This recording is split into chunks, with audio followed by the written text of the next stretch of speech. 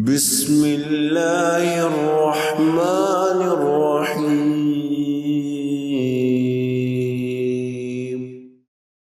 نحمده ونصلي على رسوله الكريم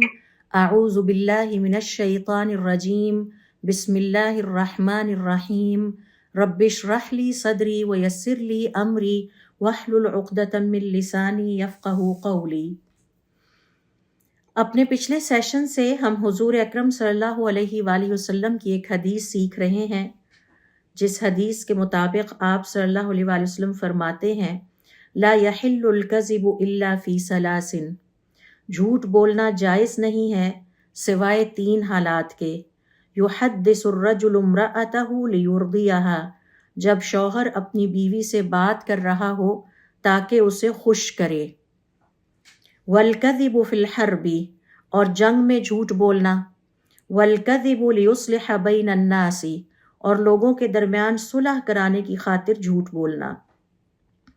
تو یہ 3 حالتیں ایسی ہیں کہ جس میں ہماری شریعت جھوٹ بولنے کی اجازت دیتی ہے۔ بیوی کو خوش کرنے کے لیے یا میاں کو خوش کرنے کے لیے یہ شرط ہے، اور ہم نے بہت تفصیل کے ساتھ اپنے پچھلے لیسن میں سیکھا تھا کہ ایک دوسرے کے حقوق ضائع کرنے کے لیے یا ایک دوسرے کو دھوکہ دینے کے لیے اجازت ہمیں نہیں دی گئی۔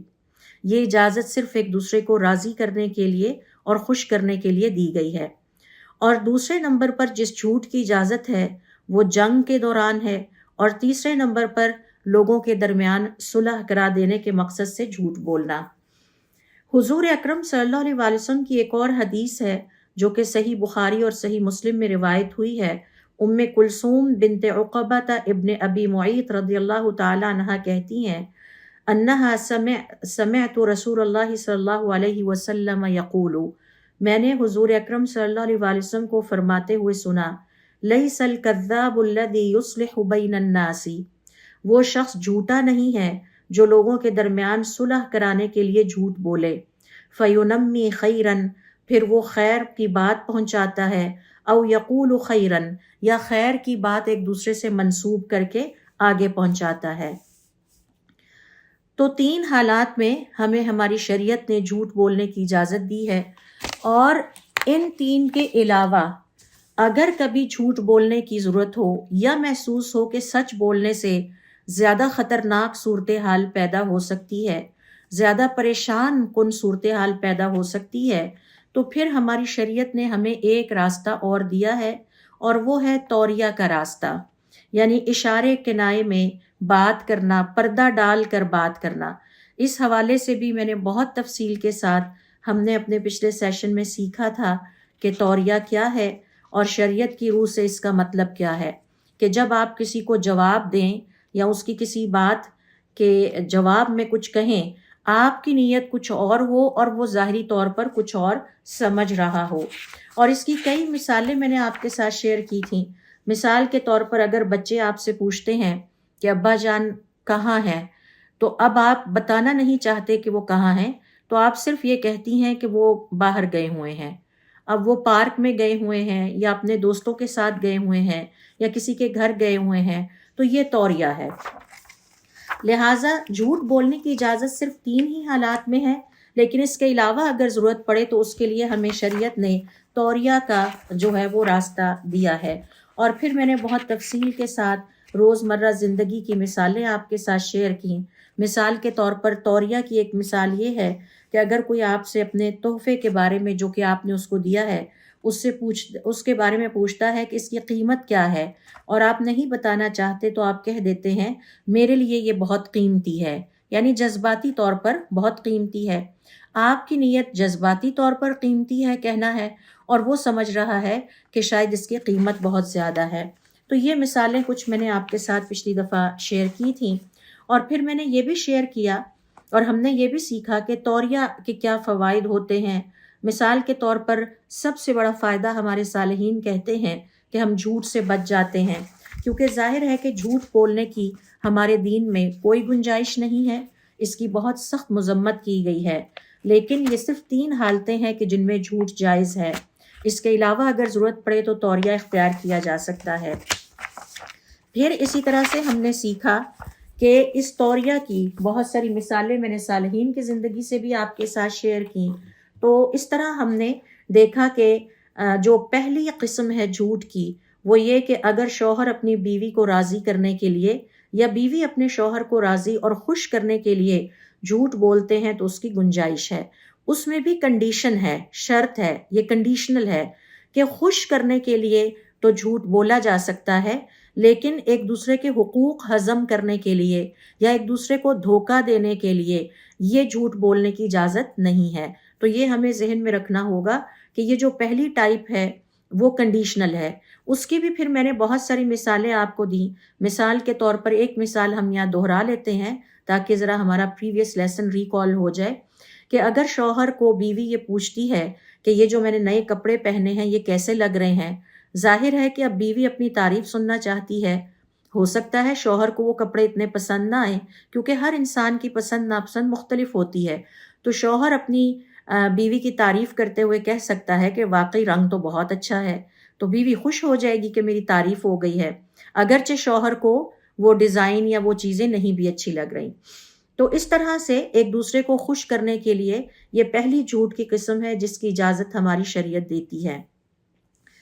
اس کے بعد آئیے آج ہم دوسری حالت کو اسٹڈی کرتے ہیں اور اس کے بارے میں دیکھتے ہیں کہ قرآن و سنت کے حوالے سے ہمیں اس حوالے سے کیا رہنمائی ملتی ہے. دوسری قسم یہاں جو میں آپ کے ساتھ شیئر کروں گی وہ ہے لوگوں کی آپس میں صلح کرا دینا. قرآن کریم کا اگر ہم مطالعہ کریں تو قرآن کریم کی کئی آیات اس نیکی کی طرف ہماری توجہ دلاتی ہیں. یہاں پر میں صرف 3 آپ کے ساتھ شیئر کرتی ہوں. سورۃ النساء کی آیت نمبر 114 دیکھیے جس میں اللہ رب العزت کا ارشاد ہے لا خیر فی کثیر من نجواہم الا من امر بصدقۃ او معروف او اصلاح بین الناس. ان کی بہت ساری سرگوشیوں میں کوئی بھلائی کی بات نہیں ہوتی مگر وہ سرگوشی جس میں جو شخص صدقہ دینے یا بھلائی کا حکم دینے یا لوگوں کے درمیان صلح کرانے کی بات کرے. تو اللہ تعالیٰ کو یہ 3 طرح کی سرگوشیاں انسانوں کی سرگوشیوں میں پسند ہیں. یہ جو ایک دوسرے کے کان میں ہم باتیں کرتے ہیں جس کو ہم سرگوشی کہتے ہیں، اگر اس میں کوئی نیکی کی بات ہو تو وہ اللہ تعالیٰ کو پسند ہے، لیکن عام طور پر اللہ تعالیٰ فرماتے ہیں کہ ان کی بہت ساری سرگوشیاں ان میں کوئی بھلائی کی بات نہیں ہوتی، یہ شر پر مبنی ہوتی ہیں اور اس پر ہمیں بہت الرٹ ہونا چاہیے. اور ہم نے اپنے پچھلے سیشن میں سیکھا تھا کہ ہمارا ایک ایک لفظ ہمارا عمل ہے. ابن القیم الجوزیہ رحمۃ اللہ علیہ فرماتے ہیں تمہارا ایک لفظ یا تو نیکی ہے یا بوجھل گناہ ہے. تو سرگوشیاں ہماری کیسی ہوتی ہیں، آپس میں ایک دوسرے کے ساتھ غیبت پر مشتمل ہیں، چغلی پر مشتمل ہیں یا کیسی ہیں؟ یہ آیت ہمیں سیلف ایویلیویشن کی دعوت دیتی ہے. تو اللہ تعالیٰ نے اس آیت میں سورۃ النساء کی آیت نمبر 114 میں صلح کو صدقہ اور نیکی کے حکم کے برابر قرار دیا ہے. یعنی نوٹ کیجئے، مگر جو شخص صدقہ دینے، بھلائی کا حکم دینے یا لوگوں کے درمیان صلح کرانے کی بات کرے. تو مفسرین کرام کا یہ کہنا ہے کہ نوٹ کیجئے کہ اللہ تعالیٰ نے صلح کو صدقہ اور نیکی کے حکم کے برابر قرار دیا جو کہ اس عظیم عبادت کے اجر عظیم پر دلالت کرتا ہے. تو دوسروں کے درمیان صلح کرا دینا بھی عبادت ہے. ہم بہت ساری عبادتوں پر تو توجہ دیتے ہیں، نماز کے اوپر ہم بہت فوکس کرتے ہیں، قرآن کریم کی تلاوت پر بھی کرتے ہیں، زکوٰۃ بھی ادا کرتے ہیں، حج بھی کرتے ہیں، رمضان کے روزے بھی رکھتے ہیں، لیکن کیا ہم یہ جانتے ہیں کہ صلح کرا دینا مسلمانوں کے درمیان، اپنے رشتہ داروں میں، بہن بھائیوں میں، میاں بیوی لڑ پڑے ہیں، ہمسائے ہیں، ان کے درمیان صلح کرا دینا ایک عظیم اجر والی عبادت ہے. دوسری آیت سورۃ الحجرات کی نمبر 9، یہاں پر ہم اس کا مطالعہ کرتے ہیں. اللہ رب العزت کا ارشاد ہے وَإِن طَائِفَتَانِ مِنَ الْمُؤْمِنِينَ اقْتَتَلُوا، اگر 2 گروہ مومن کے آپس میں جھگڑ پڑیں، فَأَصْلِحُوا بَيْنَهُمَا، تو ان کے درمیان صلح کرا دو. اس آیت کے حوالے سے مفسرین کرام کا یہ کہنا ہے کہ یہ آیت مومنوں کے باہمی تعلقات کو درست رکھنے کی اجتماعی ذمہ داری واضح کرتی ہے. یعنی ہمارے اوپر یہ اجتماعی ذمہ داری عائد ہوتی ہے کہ ہم جہاں کہیں بھی دیکھیں کہ مسلمان آپس میں جھگڑ پڑے ہیں، ایک دوسرے سے دور ہو رہے ہیں تو ہم ان کے باہمی تعلقات کو درست رکھنے کی پوری کوشش کریں۔ صلح کرانے والے دراصل امت میں امن قائم کرنے والے ہوتے ہیں۔ تو یہ جو صلح کرانے والے ہوتے ہیں یہ بنیادی طور پر اللہ تعالیٰ کے وہ نیک بندے ہیں جو چاہتے ہیں کہ امت میں امن قائم رہے، فساد کو، لڑائی جھگڑے کو ختم کیا جا سکے۔ تیسرے نمبر پر یہاں پر ہم آیت دیکھیں گے اور وہ ہے صلح کرانے کے حوالے سے سورۃ الحجرات کی آیت نمبر 10، جس میں اللہ رب العزت کا ارشاد ہے انما المؤمنون اخوۃ،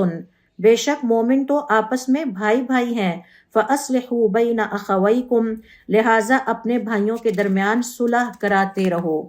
جب کسی کام کے کرنے کا اللہ رب العزت حکم دے دیں تو اس کا مطلب یہ ہے کہ اب یہ ہمارے اوپر فرض ہو گیا ہے۔ ہمارے ارد گرد ماحول میں جہاں کہیں بھی ہمیں ایک دوسرے سے ناراض ہوتے مسلمان بہن بھائی دکھائی دیتے ہیں، اور جہاں جہاں بھی ہم محسوس کرتے ہیں کہ ان کے درمیان صلح کرانے کی اور انہیں قریب لانے کی ضرورت ہے، اب یہ اللہ تعالیٰ کی طرف سے میرے اور آپ پر فرض ہے۔ جیسے ہمیں نماز کے لیے کہا گیا وَأَقِيمُوا الصَّلَاةَ، اور نماز قائم کرو، اسی طرح سے اللہ تعالیٰ یہاں پر کیا فرما رہے ہیں، یہ امر کا صیغہ ہے عربی زبان میں، اور علماء کرام کا کہنا ہے کہ جب اللہ تعالیٰ کسی کام کا حکم دے دیتے ہیں تو وہ واجب ہو جاتا ہے۔ اللہ تعالیٰ فرما رہے ہیں فَأَصْلِحُوا، حکم دے رہے ہیں صلح کراتے رہو، ہمیشہ، ہو سکتا ہے بار بار ان کے درمیان آپ کو صلح کرانی پڑے، اور یہ آپ کی ذمہ داری ہے۔ اب یہ آپ کے اوپر اللہ رب العزت کی طرف سے واجب ہے کہ آپ اپنے انوائرمنٹ میں امن قائم کرنے کے لیے، ایک پیسفل اور ریسپیکٹیبل انوائرمنٹ مینٹین کرنے کے لیے جو ایفرٹ بھی کر سکتے ہوں وہ کریں۔ اس آیت کی تفسیر میں علماء کرام کا یہ کہنا ہے کہ یہ آیت مومنوں کو اخوت کی بنیاد پر صلح کی ترغیب دیتی ہے، یعنی صلح صرف سماجی یا معاشرتی یعنی سوسائٹل رسپانسبلٹی نہیں، بلکہ یہ ایمان کے لحاظ سے بھی فریضہ ہے۔ تو یہ میرے اور آپ کے اوپر فرض عائد ہوتا ہے کہ ہم جہاں کہیں بھی مسلمانوں کو ایک دوسرے کے ساتھ باہمی دست و گریبان دیکھیں یا ناراض دیکھیں تو اب اللہ تعالیٰ کا حکم ہے کہ ان کے درمیان صلح کرا دیا کرو۔ سورۃ النساء کی آیت نمبر 128 میں ایک دفعہ پھر اللہ رب العزت ہمیں اس عظیم عبادت کو کرنے کی ترغیب دیتے ہوئے فرماتے ہیں وَالصُّلْحُ خَيْرٌ، اور صلح بہتر ہے۔ یہ بہت ہی جامع جملہ ہے۔ ہر جھگڑے، اختلاف اور فساد کے مقابلے میں اللہ رب العزت ہمیں نصیحت کر رہے ہیں کہ صلح ہمیشہ بہتر اور خیر کا باعث ہے۔ آئیے اب ذرا دیکھتے ہیں کہ حضور اکرم صلی اللہ علیہ وسلم کی چند احادیث اس حوالے سے ہماری مزید کیا رہنمائی کرتی ہیں۔ حضور اکرم صلی اللہ علیہ وسلم فرماتے ہیں الا اخبرکم بافضل من درجۃ الصلاۃ والصیام والصدقات، کیا میں تمہیں ایسی چیز نہ بتاؤں جو نماز، روزے اور صدقے سے بھی زیادہ افضل ہے؟ ذرا یہ جملہ پھر سنیے، کیا میں تمہیں ایسی چیز نہ بتاؤں جو نماز، روزے اور صدقے سے بھی زیادہ افضل ہے؟ قالوا بلا، صحابہ کرام رضوان اللہ علیہم اجمعین نے جواب دیا کیوں نہیں۔ وہ تو لالچ رکھتے تھے کہ ہمیں افضل ترین اعمال کے بارے میں بتایا جائے۔ تو صحابہ کرام رضوان اللہ علیہم اجمعین نے فرمایا کیوں نہیں؟ آپ نے فرمایا اصلاح ذات البین، لوگوں کے درمیان صلح کرانا۔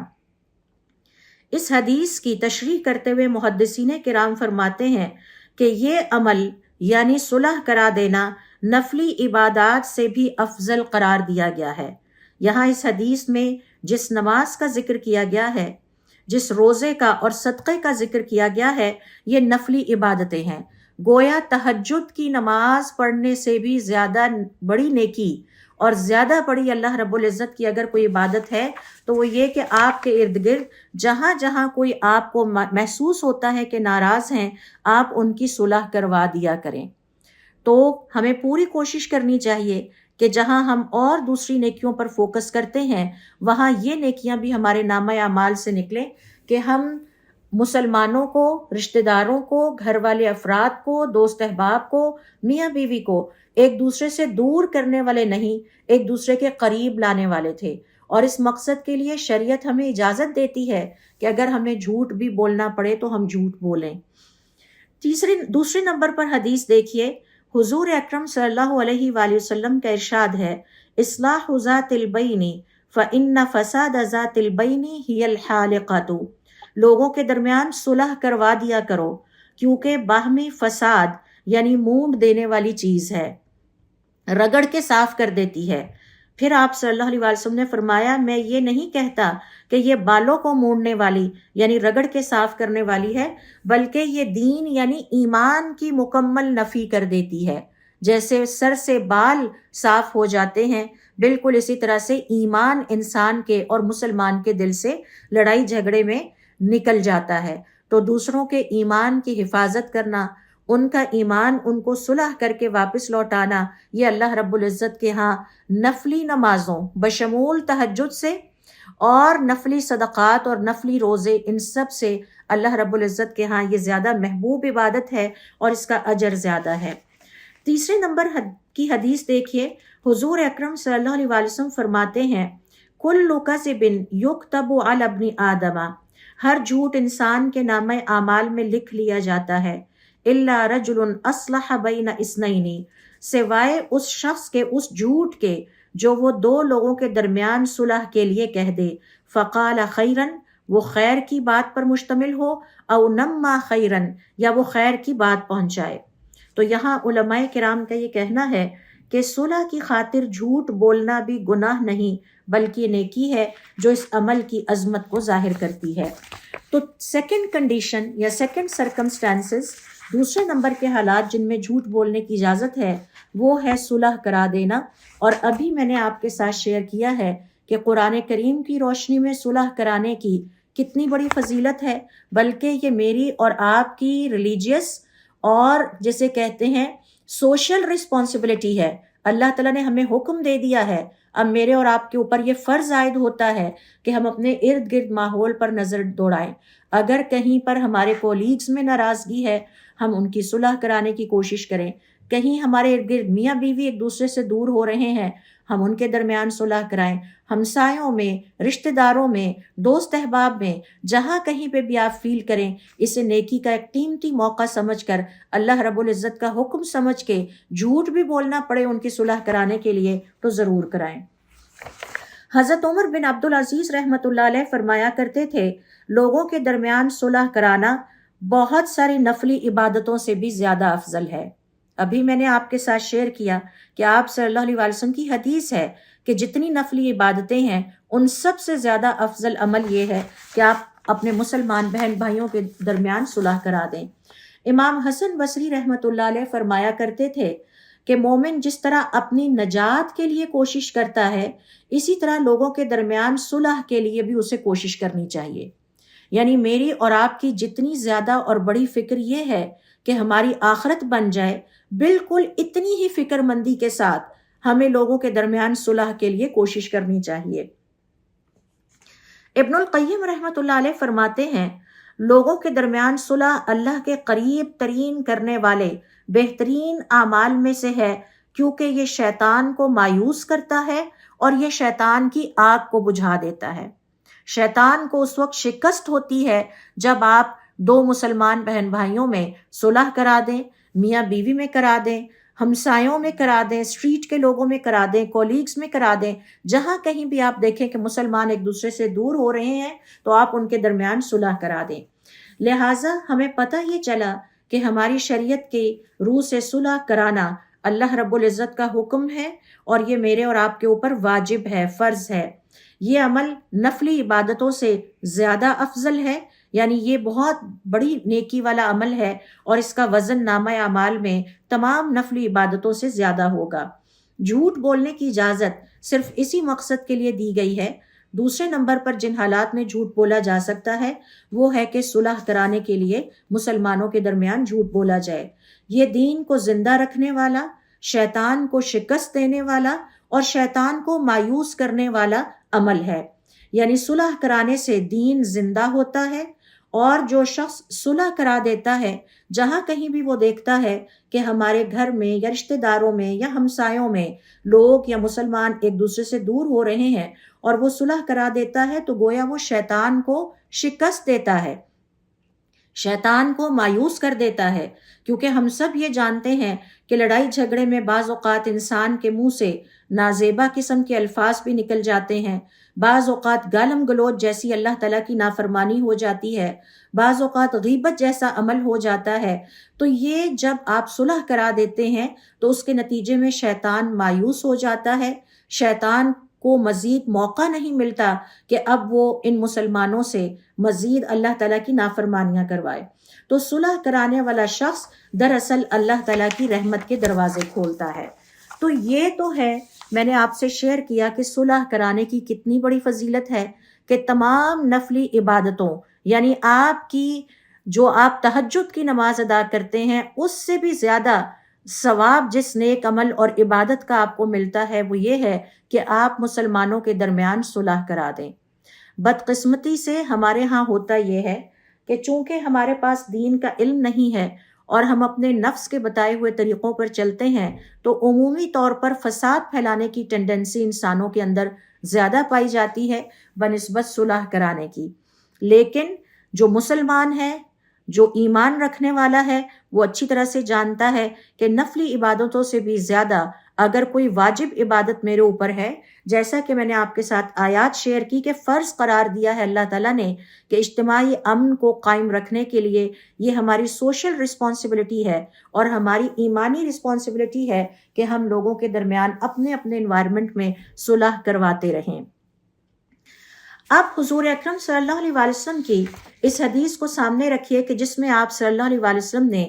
دوسری طرح کے جو حالات بیان کیے ہیں کہ صلح کرانے کے لیے جھوٹ بولنا۔ تو اس حوالے سے ذرا دیکھتے ہیں کہ مزید ہمیں کیا تفصیلات ملتی ہیں۔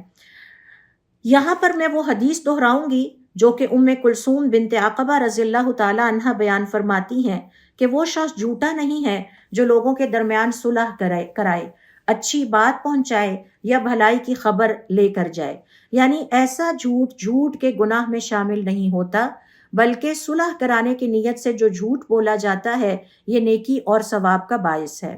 اور یہ اسلام میں دوسری قسم کا جھوٹ ہے جس کی ہمیں اجازت دی گئی ہے۔ اب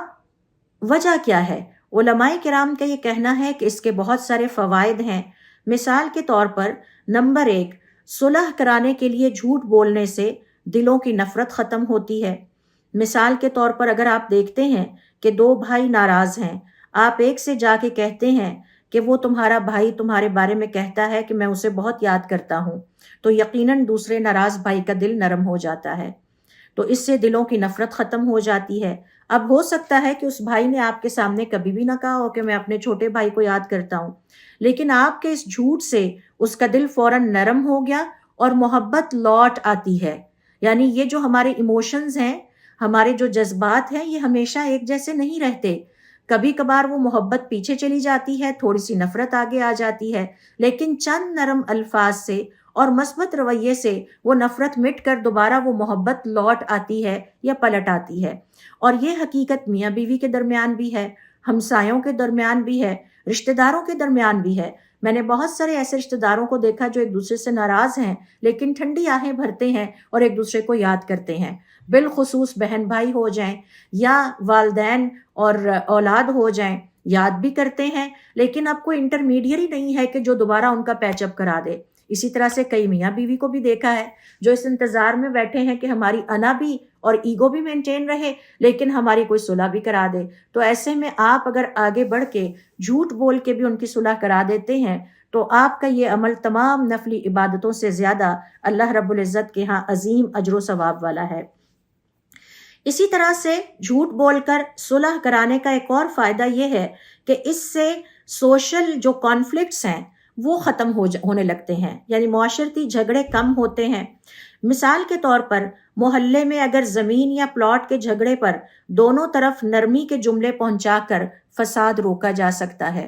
آپ دیکھ رہے ہیں کہ والدین کا انتقال ہو گیا ہے اور اب بچے آپس میں آپ کے نیبر میں الجھ رہے ہیں، آپ دونوں کے ساتھ نرم الفاظ استعمال کر کے مثبت رویے کے ساتھ آپ ان کو ایک دوسرے کے قریب لا کر فساد کو ختم کر سکتے ہیں۔ پھر اس کا ایک فائدہ یہ بھی ہے کہ رشتہ داریاں بچتی ہیں۔ مثال کے طور پر اگر دو بہنیں خفا ہیں، آپ ایک کو کہیں کہ دوسری بہن کہتی ہے کہ میں اپنی بہن کے بغیر ادھوری ہوں، ٹھیک ہے میں اس سے ناراض تو ہو گئی ہوں لیکن میں اس کے بغیر ادھوری ہوں، میں اس کو فیل کرتی ہوں، تو آپ دیکھیے کہ دونوں بہنوں کی محبت واپس لوٹ آئے گی اور تعلق بحال ہو جائے گا۔ معاشرے میں محبت بڑھتی ہے۔ مثال کے طور پر اگر دوستوں میں دشمنی ہے اور آپ جا کے کہتے ہیں کہ تمہارا دوست کہتا ہے کہ اگر مجھے زندگی میں موقع ملے تو میں پھر سے اپنے پیارے دوست کے ساتھ بیٹھنا چاہتا ہوں، بس اس وقت میں جذبات میں آ گیا تھا، میرے سے غلطی ہو گئی تھی، تو آپ دیکھیے گا کہ دونوں دوستوں کے درمیان دوبارہ دوستی ہو جائے گی اور ان کی محبت پلٹ آتی ہے۔ پھر سب سے بڑا اس کا جو ایمان کے لحاظ سے فائدہ ہے، جب آپ لوگوں کے درمیان صلح کرانے کے لیے وہ جھوٹ بولتے ہیں جس کی کہ شریعت نے آپ کو اجازت دی ہے، یہ جھوٹ بھی حقوق ہضم کرنے کے لیے، نفرت پھیلانے کے لیے، فساد کے لیے نہیں ہے، صلح کے لیے ہے، ایک دوسرے کو قریب لانے کے لیے ہے۔ مثال کے طور پر دو گروپ لڑائی کے قریب ہیں، آپ دونوں کو بتائیں کہ وہ لوگ صلح پر راضی ہیں، ان کو بھی جا کے کہیں کہ وہ لوگ صلح پر راضی ہیں، تو اس سے فساد نہیں پھیلتا، اور اگر آپ یہ صلح نہ کراتے تو شاید نوبت قتل و غارت گری تک بھی پہنچ جاتی۔ بعض لوگ تو اپنے آپ کو ایموشنلی کنٹرول کر لیتے ہیں اور ایک خاص حد سے نہیں آگے جاتے، لیکن بعض لوگ جو ہیں وہ ہاتھا پائی سے، گالم گلوچ سے اور ایک دوسرے کو دھمکی دینے اور خوف زدہ کرنے اور پھر قتل و غارت گری تک چلے جاتے ہیں۔ تو آپ کی اس چھوٹی سی ایفرٹ سے، جھوٹ سے، آپ نے جو انٹرمیڈیری یا ریکنسیلیشن کا رول پلے کیا، اس سے یہ جو ہے فساد کا راستہ رک جاتا ہے۔ سب سے بڑی بات یہ ہے کہ شیطان کے حملے یا وار ٹوٹنے لگتے ہیں۔ شیطان لوگوں کے دلوں میں کینہ ڈالتا ہے، بغض کو ہوا دیتا ہے، غصے کو ہوا دیتا ہے، لیکن جب آپ ان کے درمیان پڑھ کر اچھی مثبت نرم بات کر کے ایک دوسرے کے لیے ان کو قریب لاتے ہیں تو ان کے دل صاف ہو جاتے ہیں اور شیطان کو مزید موقع نہیں مل پاتا کہ وہ اب ان دونوں کو استعمال کرتے ہوئے ان سے مزید اللہ تعالیٰ کی نافرمانیاں کروائے۔ اور سب سے بڑی بات یہ ہے کہ صلح کرانے سے عزتیں بچ جاتی ہیں۔ مثال کے طور پر اگر کوئی سخت جملہ بولا گیا ہو تو آپ نرم کر کے دوسروں کو بتائیں تاکہ لڑائی نہ بڑھے، یعنی اگر آپ نے سن بھی لیا کہ دونوں میں سے کسی نے کوئی سخت جملہ بول بھی دیا تھا تو آپ سمپلی اس کو ڈیلیٹ کر دیں اور اس کی جگہ کوئی نرم جملہ ریپلیس کر کے ان کو بات جا کے بتائیں گے، تو اس سے لڑائی ختم ہو جائے گی اور صلح کے لیے حالات سازگار ہو جائیں گے۔ اور پھر قتل و قتال رک سکتا ہے۔ آپ جانتے ہیں کہ دیہاتی جھگڑوں میں اکثر قتل ہو جاتے ہیں، زمینوں پر قتل ہو جاتے ہیں، رشتوں پر قتل ہو جاتے ہیں، کاروباروں پر قتل ہو جاتے ہیں۔ لہٰذا اگر صلح کرا دی جائے، چاہے جھوٹی خبر دے کر صلح کرائی جائے، تو اس سے ہم قتل و قتال اور اس طرح کی جو چیزیں ہیں ان کو ہم روک سکتے ہیں۔ اور پھر صلح کا ایک اور فائدہ یہ ہے کہ خاندان ٹوٹنے سے بچ جاتے ہیں۔ یہ بھی ہم سب جانتے ہیں کہ خاندان ٹوٹنے لگتے ہیں، بہن بھائی ایک دوسرے سے دور ہو جاتے ہیں، رشتہ دار ایک دوسرے سے ملنا پسند نہیں کرتے، وہ شرطیں لگانے لگتے ہیں کہ اگر وہ آئیں گے تو ہم نہیں آئیں گے، یا ہمیں بلا لیجئے یا ان کو بلا لیجئے۔ تو صلح کرنے کو اللہ رب العزت نے کیوں ہماری تمام نفلی عبادتوں سے بھی زیادہ افضل ترین، یعنی آپ کی تہجد کی نماز سے بھی زیادہ جو افضل ترین عمل ہے وہ لوگوں کے درمیان صلح کرانا اس لیے ہے کہ اس سے خاندان جڑنے لگتے ہیں، خاندان ٹوٹتے نہیں۔ اور ہمیں اللہ تعالیٰ سے یہ دعا کرنی چاہیے کہ اللہ تعالیٰ ہمیں مسلمانوں کو جوڑنے والا بنا دے، مسلمانوں کو توڑنے والا نہ بنانا۔ مثال کے طور پر اگر شوہر بیوی کے گھر والوں سے خفا ہے، آپ اس سے کہتے ہیں کہ وہ لوگ آپ کے لیے بڑی دعائیں کرتے ہیں، تو یہ تعلق بچ سکتا ہے اور پھر سب ایک دوسرے کے قریب آ سکتے ہیں۔ پھر اسی طرح سے صلح کرانے کا ایک فائدہ یہ بھی ہے کہ اس سے معاشرے میں سکون پیدا ہوتا ہے۔ ایک قبیلے کے بزرگ اگر دوسرے قبیلے سے کہہ دیں وہ آپ کی عزت کرتے ہیں تو جنگ کی آگ بجھ جاتی ہے۔ اور میں بہت زیادہ تفصیلات میں نہیں جاؤں گی، آپ جانتے ہیں کہ اسلام سے پہلے عربوں کی جو آپس میں جنگیں تھیں وہ ان چھوٹی چھوٹی باتوں پر ان کا قتال اور ان کے لڑائی جھگڑے کئی سالوں تک چلتے رہتے تھے، معمولی باتوں پر، کبھی گھوڑے کو آگے کرنے اور کبھی اونٹ کو پیچھے کرنے پر۔ آج بھی آپ دیکھیے تو ہم کتنے غمزدہ ہیں اس بات پر کہ افغانستان اور پاکستان آمنے سامنے ہیں، نہ ہم اس پر کسی خوشی کا اظہار کر سکتے ہیں، بلکہ ہر صاحب ایمان کا دل دکھتا ہے۔ اور اگر کوئی آگے بڑھ کر صلح کرا دے تو اس سے مسلمانوں کے سینے بھی ٹھنڈے ہوں گے اور اللہ رب العزت بھی راضی ہوگا۔ تو اگر مثال کے طور پر ایک قبیلے کے بزرگ دوسرے قبیلے سے کہہ دیں کہ وہ قبیلے والے تو آپ کی بہت عزت کرتے ہیں، تو جنگ کی آگ بجھ جاتی ہے۔ اور یہ بات طے شدہ ہے کہ نرم الفاظ اور خوبصورت الفاظ اور محبت بھرے الفاظ، ان کا اثر تو ہوتا ہے۔ تو بس ضرورت اس بات کی ہے کہ آپ اس قیمتی نیکی کے موقع کو جو ہے وہ ایڈریس کریں اور لوگوں میں صلح کرانے کی ضرور کوشش کریں۔ پھر اس کا ایک اور فائدہ یہ ہے کہ خاندان یا اولاد کو اچھا ماحول ملتا ہے۔ مثال کے طور پر اگر والدین ناراض ہیں تو بچوں کو یہی کہا جائے کہ نہیں، آپ فکر نہیں کریں، آپ کے والدین ایک دوسرے کے بغیر نہیں رہ سکتے۔ آپ جانتے ہیں کہ جب والدین ایک دوسرے کے ساتھ اچھے طریقے سے رہتے ہیں تو اس سے بچوں کے اوپر کتنا اچھا اثر پڑتا ہے، اور جب والدین ایک دوسرے سے لڑتے جھگڑتے ہیں تو اس کے کتنے منفی اثرات بچوں کی شخصیت پر مرتب ہوتے ہیں۔ تو آپ بچوں کو تسلی دینے کے لیے، تاکہ وہ پریشان نہ ہوں، آپ کہتے ہیں کہ نہیں، آپ کے والدین ایک دوسرے کے قریب آ رہے ہیں، آپ کو فکر کی ضرورت نہیں ہے۔ اس طرح گھر کا ماحول پرسکون ہونے لگتا ہے۔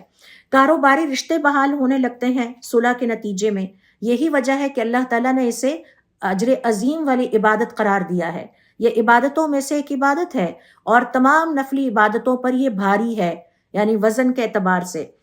اگر دو پارٹنر آپس میں لڑ رہے ہیں، آپ ایک سے کہیں کہ وہ تمہارے ساتھ دوبارہ کام کرنا چاہتا ہے تو دونوں نقصان سے بچ جائیں گے۔ ورنہ آپ جانتے ہیں کہ اگر پارٹنر آپس میں لڑ پڑیں اور ان کا بزنس خراب ہو جائے تو دونوں کا خاصا نقصان ہوتا ہے۔ تو ہمیں یہ چاہیے کہ ہم دونوں فریقوں کو نقصان سے بچانے کے لیے ان کے درمیان صلح کرا دیں، اور اس کے لیے جھوٹ بھی بولنا پڑے تو ہمیں شریعت اس کی اجازت دیتی ہے۔ پھر اس کا سب سے بڑا فائدہ یہ ہوتا ہے کہ جھگڑے عدالت تک نہیں پہنچتے۔ مثال کے طور پر اگر آپ دو فیملیز میں صلح کرا دیتے ہیں تو وہ لوگ مقدمہ دائر کرنے کی بجائے صلح پر راضی ہو جاتے ہیں، اور یہ بہت ہی بڑی نیکی والا عمل ہے، کیونکہ ظاہر ہے کہ جب مقدمے درج ہوں گے، کورٹ میں جا کے دھکے کھانے پڑیں گے، فیسیں بھی ادا کرنی پڑیں گی، اور عداوت اور دشمنی مزید سے مزید بڑھتی چلی جائے گی، شیطان کو مزید موقع ملے گا اور دونوں طرف کے مسلمانوں کے ایمان کی نفی ہوتی رہے گی۔ پھر صلح کرانے کا ایک فائدہ یہ بھی ہے کہ اس سے اسلامی بھائی چارہ قائم رہتا ہے، آپس میں میل جول بڑھنے لگے گا، اور اللہ تعالیٰ کو یہ پسند ہے کہ مسلمان آپس میں ملتے جلتے رہیں، ایک دوسرے سے دور نہ ہوں، کیونکہ سب ایک دوسرے کے بارے میں اچھا سنیں گے، احترام اور باہمی عزت کی فضا پیدا ہوتی ہے۔ یقیناً جب آپ یہ سارے فوائد سن رہے ہیں تو آپ بہت اچھی طرح سمجھ سکتے ہیں کہ کیوں اللہ تعالیٰ نے صلح کے لیے ہمیں حکم دیا ہے، واجب قرار دیا ہے کہ ہم صلح کرا دیا کریں، اور کیوں اسے تمام دیگر نفلی عبادتوں سے افضل قرار دیا ہے۔ پھر صلح کرانے کے نتیجے میں ایثار اور قربانی کا جذبہ بیدار ہوتا ہے اور دل نرم پڑتے ہیں۔ جب آپ فریقین میں سے کسی ایک کو کہیں کہ وہ آپ کی تعریف کرتا ہے تو دوسرا اپنی انا چھوڑ دیتا ہے۔ دعائیں قبول ہونے کا ذریعہ بنتا ہے۔ صلح کے بعد دونوں طرف کے لوگ ایک دوسرے کے لیے دعا کرتے ہیں کہ ہم سے جو غلطی ہو گئی، اچھا وہ تو میرے بارے میں اتنے اچھے الفاظ کہتے ہیں، میں ہی غلطی پر تھا، اللہ تعالیٰ اس کا بھلا کرے، اللہ تعالیٰ اس کی خیر کرے۔ تو وہی زبانیں جو آگ اگل رہی تھیں اور وہی زبانیں جو ایک دوسرے پر طنز اور غصے کے تیر برسا رہی تھیں، اب وہ ایک دوسرے کے لیے دعائیں خیر کرنے لگتے ہیں۔ اور آپ کو پتہ ہے کہ جو دعائیں قبول ہوتی ہیں ان میں سے ایک یہ ہے کہ مسلمان کی بیک پہ اس کے لیے دعا کی جائے، اور پھر وہ آپ کے لیے بھی دعا کریں گے کہ اللہ تعالیٰ اس کا بھلا کرے کہ اس نے ہمارے درمیان پڑھ کے بہت بڑی غلط فہمی کو دور کرا دیا۔ پھر اسی طرح سے صلح کرنے کے نتیجے میں زبان کے گناہوں سے بچاؤ ہو جاتا ہے۔ زبان سے بنی آدم 72 گناہ کرتا ہے، 72، اور جھگڑوں میں یہ گناہ پیک پر چلے جاتے ہیں۔ گالم گلوچ ایک گناہ ہے جو کہ زبان سے سر انجام پاتا ہے، اور پھر غیبت، اور پھر برے القاب سے پکارنا، جھوٹے الزامات لگانا، بہتان باندھنا، آگے سے اور بڑھ کے ایک دوسرے کو جواب دینا، یعنی شیطان کو اس وقت بھرپور موقع مل جاتا ہے کہ وہ بنی آدم سے جھگڑے میں جتنے گناہ زبان سے کرا سکتا ہو کراتا ہے۔ لیکن جب ہم صلح کے لیے کوششیں شروع کر دیتے ہیں اور سیز فائر کرا دیتے ہیں کہ آپ ذرا خاموش ہو جائیں، ہم آپ کے پاس آتے ہیں، پہلے ہم اس فریق سے بات کر لیں، پھر آپ کے پاس آ کے بات کریں گے۔ تو اس سے جب صلح کا پروسیس سٹارٹ ہو جاتا ہے تو یہ تمام زبان کے گناہ، زبان کی تباہ کاریاں رک جاتی ہیں۔ پھر اسی طرح سے دیکھیے کہ اس سے اخوت اور بھائی چارہ بڑھتا ہے۔ مثال کے طور پر اگر ایک کہہ دے کہ وہ تو لڑائی جھگڑے کے باوجود تمہیں مس کرتا ہے اور تمہیں اپنا بہترین دوست مانتا ہے اور تمہاری فلاں اچھی اچھی باتوں کا تذکرہ کرتا ہے، تو اس سے اخوت مضبوط ہو جاتی ہے۔ تو یہ جو مسلمانوں کی اخوت ہے آپس میں، یہ نہیں ٹوٹنی چاہیے، بردرہڈ یہ قائم رہنی چاہیے، اور اسی کے لیے اللہ تعالیٰ نے ہمیں صلح کے لیے جھوٹ بولنے کی اجازت دی ہے۔ پھر صلح کے نتیجے میں لوگوں کو ایک دوسرے کے قریب آنے کا موقع ملتا ہے۔ صلح کے بعد لوگ دوبارہ ایک دوسرے کے ساتھ اٹھنے بیٹھنے لگتے ہیں، کھانے پینے لگ جاتے ہیں، اور سب سے بڑی بات یہ ہے کہ یہ عمل سنت نبوی صلی اللہ علیہ وآلہ وسلم ہے، حضور اکرم صلی اللہ علیہ وآلہ وسلم کی سنت ہے اور ثواب کا ذریعہ ہے۔ آپ صلی اللہ علیہ وآلہ وسلم کو جب پتہ چلتا کہ کہیں پر کوئی پرابلم ہے تو آپ فوراً صلح کرانے کی کوششیں کیا کرتے۔ حضور اکرم صلی اللہ علیہ وآلہ وسلم نے خود ارشاد فرمایا ہے کہ وہ شخص جھوٹا نہیں ہے جو صلح کے لیے بات کرے۔ تو جہاں پر ہم نے حضور اکرم صلی اللہ علیہ وآلہ وسلم کی بہت ساری اور سنتوں کو اپنی لائف میں پریکٹس کرنا ہے، ہماری یہ خواہش ہونی چاہیے کہ ہم مسلمانوں کو جوڑنے والے بنیں، مسلمانوں کو توڑنے والے نہ بنیں۔ ان کے درمیان فساد پھیلانے کی بجائے ہم ان کو ایک دوسرے کے قریب لانے والے ہوں۔ اس سے معلوم ہوا کہ لوگوں کے درمیان صلح کے لیے جھوٹ بولنا حقیقت میں ایک بہت بڑی نیکی ہے، اتنی بڑی نیکی ہے کہ حضور اکرم صلی اللہ علیہ وآلہ وسلم نے اسے تمام نفلی عبادات سے زیادہ افضل قرار دیا ہے، کیونکہ اس کے ذریعے دشمنیاں دوستی میں بدل جاتی ہیں، دل صاف ہو جاتے ہیں، اور خاندانوں میں، گلی محلوں میں پرسکون اور پر امن معاشرہ جنم لیتا ہے، اور سب ایک دوسرے کے دور ہو جانے کے بعد دوبارہ قریب آنے لگتے ہیں۔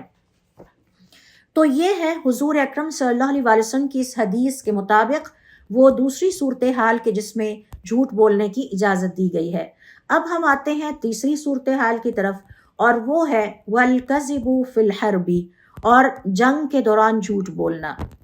افسوسناک صورتحال ہے کہ آج بھی ہمیں دنیا میں جنگوں کا سامنا ہے۔ یہ کوئی پرانے زمانے کی کہانیاں نہیں ہیں۔ آپ دیکھ رہے ہیں کہ 2 سال سے فلسطین کے مسلمانوں کا کیا حال ہوا، کیا عالم ہوا، اور ابھی بھی جو دنیا کی بڑی بڑی طاقتیں ہیں وہ ہر وقت دنیا میں کسی نہ کسی جنگ کو بھڑکانے کے لیے تڑپ رہی ہیں۔ پاکستان کے بارڈرز کی جو صورتحال اس وقت چل رہی ہے ٹینشن والی، وہ بھی آپ دیکھ سکتے ہیں۔ عرب ممالک کو جن جنگی حالات کا سامنا ہے، اوورآل امت مسلمہ کو ہر وقت اپنے دشمنوں کی طرف سے جنگ والے معاملات اور جنگ والی صورتحال کا سامنا کرنا پڑتا ہے، اور انتہائی افسوس ہوتا ہے اور دل کو تکلیف ہوتی ہے اگر 2 مسلمان ممالک آپس میں ایک دوسرے کے آمنے سامنے آ جائیں۔ اللہ رب العزت ان کو آپس میں دوبارہ اسی مسلم بردرہڈ اور مسلم اخوت پر لوٹا دے۔ تو یہ جو تیسرا ہمیں اجازت دی گئی ہے، تیسری حالت ہے کہ جنگ یا جہاد کے موقع پر جھوٹ بولنا، کیونکہ اس کا مقصد یہ بھی کنڈیشنل ہے۔ اس کی کنڈیشن یہ ہے کہ ان کے ساتھ کیے گئے معاہدے کو توڑنے کی اجازت نہیں ہے جھوٹ کے ذریعے۔ اگر ہم نے ان کے ساتھ کوئی معاہدہ کیا ہے وہ ہم توڑ نہیں سکتے۔ آبجیکٹو کیا ہے؟ ان کو دھوکہ دینے کے لیے اسٹریٹجی کے طور پر مسلمانوں کی جان و مال کی حفاظت اور جنگی حکمت عملی کو کامیاب بنانے کے لیے جھوٹ بولا جائے، لیکن غیر مسلموں کے ساتھ جنگ کی حالت میں کیے گئے معاہدے کو توڑنے کے لیے جھوٹ بولنے کی اجازت ہمیں ہماری شریعت نہیں دیتی ہے۔ حضور اکرم صلی اللہ علیہ وآلہ وسلم فرماتے ہیں الحرب خدعۃ، جنگ دھوکہ ہے۔ یہ صحیح بخاری اور صحیح مسلم کی حدیث ہے۔ اب سوال یہ پیدا ہوتا ہے کہ ہمیں جنگ کے موقع پر یا جہاد کے موقع پر جھوٹ بولنے کی اجازت کیوں دی گئی ہے؟ تو اس میں علماء کرام کا یہ کہنا ہے کہ بعض اوقات اس کا مقصد یہ ہوتا ہے کہ دشمن کو دھوکہ دیا جا سکے، اور اس کا فائدہ یہ ہے کہ دشمن سے ہماری جنگی حکمت عملی کو مخفی رکھا جائے۔ مثال اس کی یہ ہے کہ حضور اکرم صلی اللہ علیہ وآلہ وسلم نے غزوہ فتح مکہ سے پہلے اپنے ارادے کو چھپایا اور یہ ظاہر کیا کہ وہ ہوازن کی طرف جا رہے ہیں۔ تو جب دشمن کی توجہ ہوازن کی طرف ہوئی تو آپ صلی اللہ علیہ وآلہ وسلم مکہ کی طرف چل پڑے۔ تو دشمن کو دھوکہ دینے کے لیے جو ہے وہ جنگ کے موقع پر جھوٹ بولنے میں کوئی حرج نہیں ہے۔ مسلمانوں کی جان بچانے کے لیے اگر دشمن کو حقیقت معلوم ہو جائے تو وہ حملہ آور ہو سکتا ہے، اور اس کی مثال یہ ہے کہ کسی سپاہی کا یہ کہنا کہ ہمارے پاس بہت بڑی فوج ہے تاکہ دشمن حملہ آور نہ ہو، وہ آپ کی اعداد و شمار سن کر پریشان ہو جائے اور اس کے بعد خیال ترک کر دے کہ بھائی میں تو ان کے ساتھ جو ہے وہ جنگ نہیں لڑ سکتا۔ اسی طرح سے جنگی منصوبے کو محفوظ رکھنے کے لیے، اور اس کا فائدہ یہ ہے کہ مسلمان جنگ کے دوران، جہاد کے دوران اپنی اصل حکمت عملی کو ظاہر نہ کریں۔ اور اس کی مثال کیا ہے؟ حضرت نعیم ابن مسعود رضی اللہ تعالیٰ عنہ نے جنگ خندق میں قریش اور یہود کو ایک دوسرے پر شک میں ڈال دیا، تو اپنی حکمت عملی کو چھپایا اور یہودیوں کو شک میں ڈال دیا، تو ان کو گھمانے کے لیے اب ان کے پاس سٹیٹسٹکس ہیں، آپ سے انہیں کچھ اور بات پتہ چل رہی ہے۔ ظاہر ہے کہ جب تک وہ کلیئر ہیڈڈ نہیں ہوں گے وہ اپنی اسٹریٹجی کو جو ہے وہ نہیں سوچ سکتے، نہ اس کو بنا سکتے ہیں۔ پھر اسی طرح سے اس کا فائدہ یہ ہے کہ دشمن کو خوف زدہ کرنے کے لیے، اور اس کا فائدہ یہ بھی ہے کہ دشمن کے دلوں میں رعب ڈلتا ہے۔ مثال کے طور پر کم فوج ہونے کے باوجود یہ ظاہر کرنا کہ ہمارے پاس بہت زیادہ فوج ہے اور بہت زیادہ ہتھیار ہیں، انہیں نہ پتہ چل سکے کہ ہمارے ہتھیار کم ہیں یا فوجی کم ہیں۔ اس سے مال و اسباب کی حفاظت ہوتی ہے جنگ کے دوران، اور دشمن کو غلط خبر دے کر اپنے قافلے اور اسلحے کو محفوظ کر لیا جائے۔ مثال کے طور پر آپ کا دشمن تو یہ سمجھے کہ آپ کا جو ایٹامک بم ہے وہ فلاں شہر میں ہے، جبکہ آپ نے اس کو کہیں اور پہنچا دیا، تو کیموفلاج کرنا جس کو کہتے ہیں۔ اور اس کی مثال یہ ہے کہ دشمن کو غلط خبر دے کر قافلے اور اسلحے کو محفوظ رکھنے کے لیے مسلمانوں کا قافلہ شام سے واپس آتے وقت دشمن کو دوسری سمت کا پتہ دینا، اسے لگے کہ دشمن اسلام آباد کی طرف جا رہا ہے، جبکہ بعد میں اس کا رخ جو ہے وہ پنڈی کی طرف چلا جائے۔ پھر اس کا فائدہ یہ بھی ہوتا ہے جنگ کے موقع پر جو مسلمانوں کو جھوٹ بولنے کی اجازت دی گئی ہے کہ اس سے فوجی تعداد کو چھپایا جا سکتا ہے۔ اگر فوج کم ہے تو جھوٹ بول کر زیادہ ظاہر کیا جا سکتا ہے۔ مثال کے طور پر یہ کہنا کہ ہمارے پیچھے ایک بہت بڑی فوج آ رہی ہے۔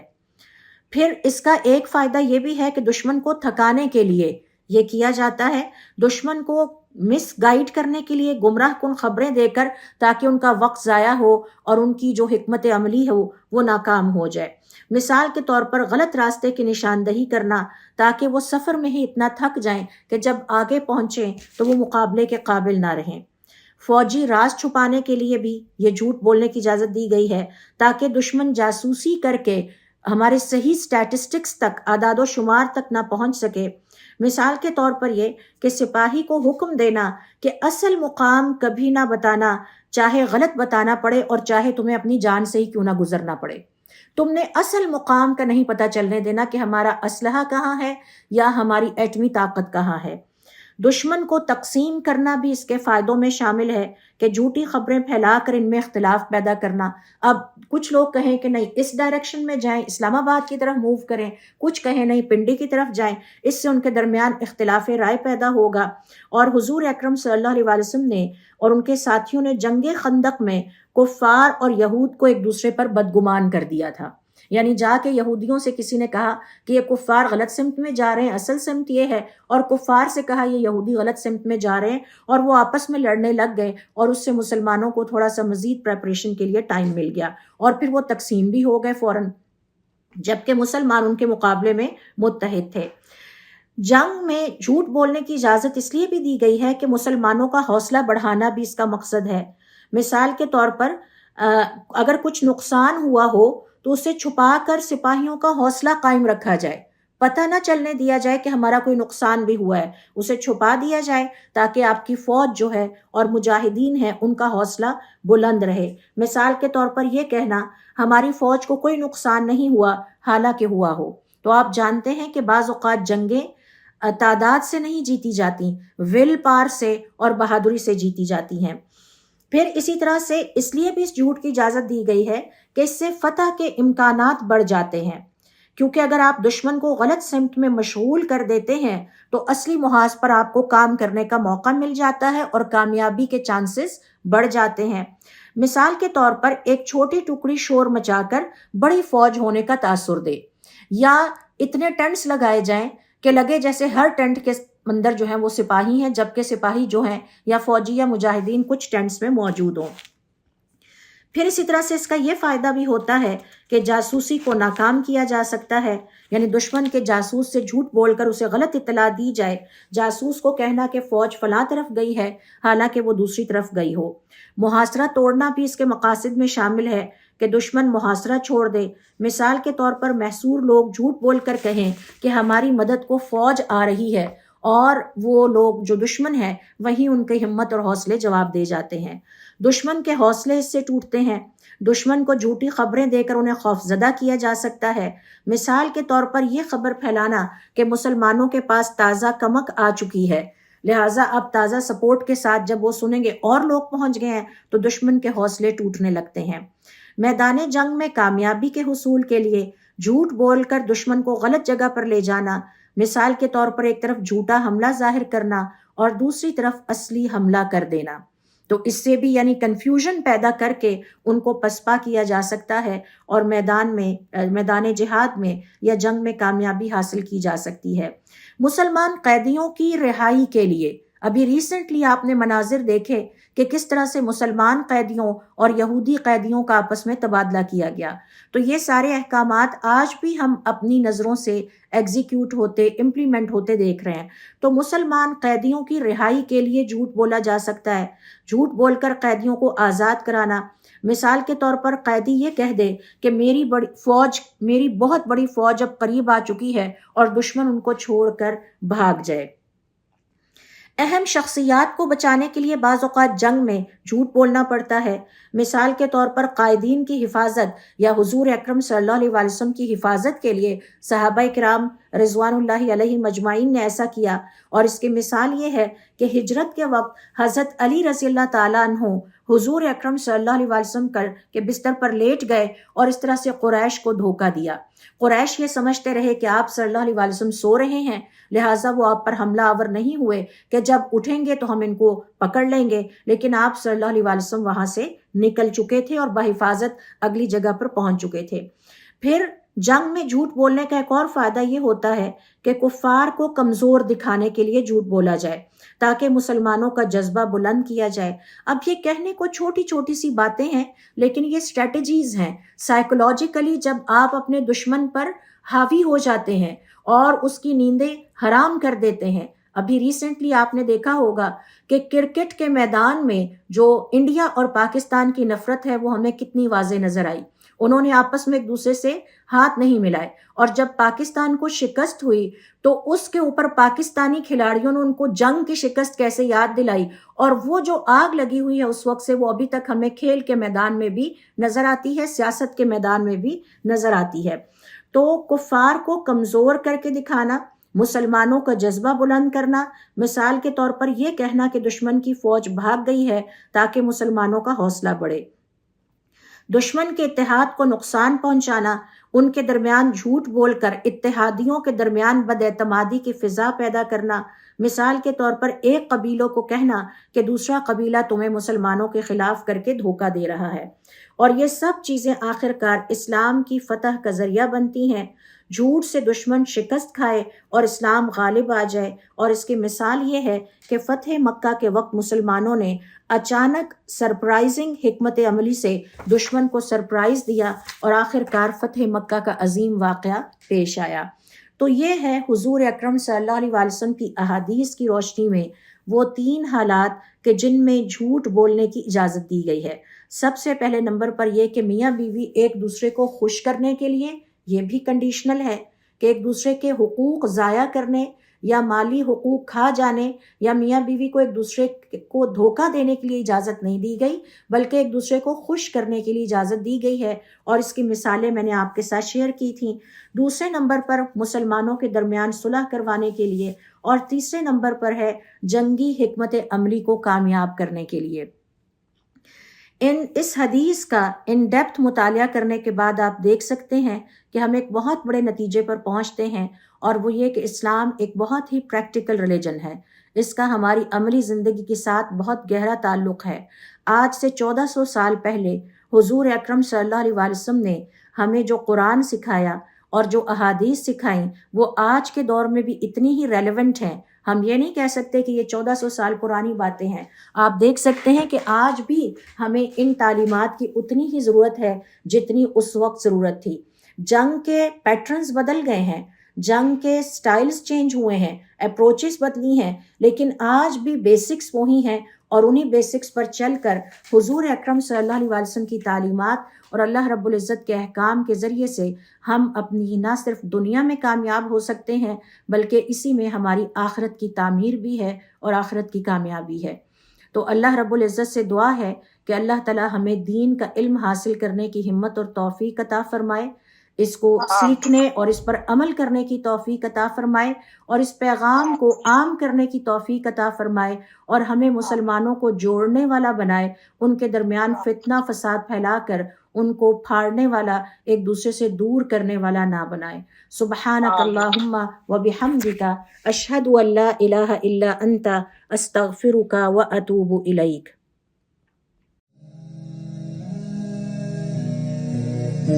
Mm-hmm.